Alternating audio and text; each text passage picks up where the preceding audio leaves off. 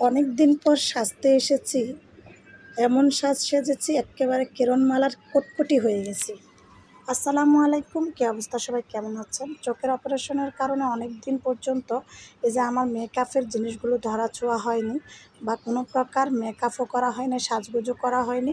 তো আজকে হচ্ছে একটু মুখে প্রাইমার দিয়েছি প্রথমত, তারপরে হচ্ছে আমি আমার স্কিনের সাথে বা সকল স্কিনের সাথে যাই কয়েকটা ফাউন্ডেশন দিয়ে এরকম একটা ফাউন্ডেশনের টোন তৈরি করেছি। তো সেই টোনটা আমার স্কিনের সাথে আমি দিয়ে একটু ড্যাপ ড্যাপ করে পাপের সাহায্যে বসিয়ে নিয়েছি।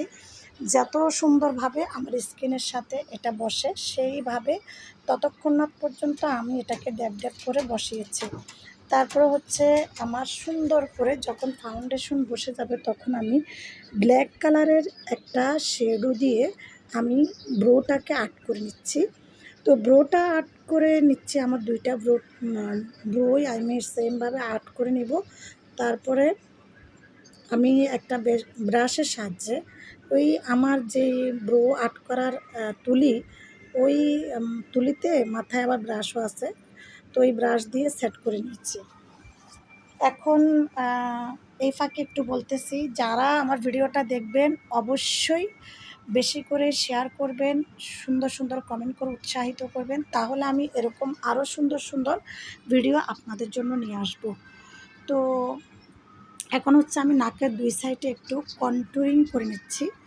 কন্টুরিং করার পরে নাকের মাঝখানটা বরাবর নাকের উপরে হাইলাইট দিয়ে দিচ্ছি, একদম সাদা হাইলাইট যেটা ওইটা দিয়ে দিচ্ছি, আলতো আলতোভাবে করে দিয়ে বসিয়ে দিয়েছি।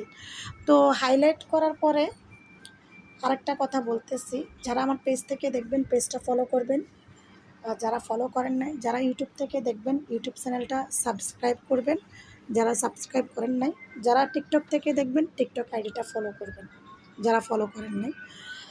তো যারা ফলো করে পাশে আছেন এতদিন পর্যন্ত তাদেরকে সবাইকে অসংখ্য ধন্যবাদ জানাই। আর আপনারা কোথায় থেকে আমার ভিডিওটা দেখতেছেন অবশ্যই আপনাদের লোকেশনটা বলবেন। তো এই যে দেখেন, আমি একেবারে কটকটির মতো করে ফেলছি চোখগুলাকে। কিরণমালার যে কটকটি ছিল না, ওই কটকটির মতো চোখগুলাকে একদম বিশ্রী করে ফেলছি। মানে কটকটিকে মনে হয় আর বেশি সুন্দর লেগেছে আমার চাইতেও, আমি কটকটির চাইতেও জঘন্য হয়ে গেছি। তো যাই হোক, ফুল মেকআপে যখন আসবো তখন দেখবেন। তো আমি হচ্ছি সুন্দর করে সব কিছু দেওয়ার পরে এখন লুজ পাউডারটা দিয়েছি। লুজ পাউডার এতক্ষণ কেন দিই নাই জানেন? কারণ আমি একটু শেড দিলে বা একটু আইলাইনার দিলে যদি কোথাও উলটপালটভাবে লেগে যায় তাহলে এটা সেট করতে কঠিন হয়ে যায় বা